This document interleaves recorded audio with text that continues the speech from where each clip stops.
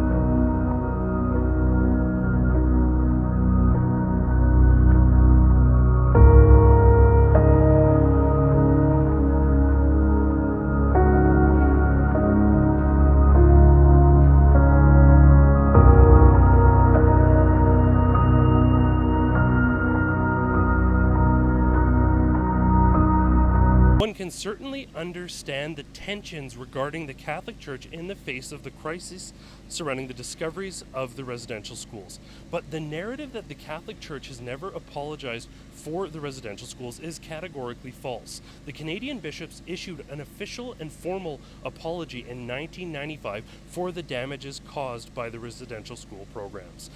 Additionally, the religious orders that were involved in running the programs, many of them have issued formal apologies. Pope John Paul II and Pope Benedict both condemned the residential schools as problematic, and the Church has been unified in its approach of being part of the healing and part of the reconciliation progress. My fear is this. My fear is that entitled, often progressive people are speaking on behalf of First Nations people instead of listening to them. We don't know who is carrying out these acts of crimes, but the feedback that we have heard from First Nations peoples, Catholics, and chiefs is that they do not do this. This is not in their nature. They are peaceful and they want to work collaboratively, not destructively, towards reconciliation. We hope that this is the end of vandalism at churches. We hope that there can be healthy steps made moving forward in the process of reconciliation. But damaging churches, attacking congregants who had nothing to do with the residential schools is not constructive. It's damaging. We're going to continue to follow this story and prayerfully hope that there is no further damage done to these people's places of worship. For Rebel News, I'm Adam Sos. Churches across Canada are being targeted, whether by arson or a string of vandalism as we saw in Calgary. The response from authorities has simply been inadequate. That's why Rebel News is offering $10,000 to any information leading to an arrest that stops these heinous crimes. If you want to help and get the details, go to findthearsonist.com.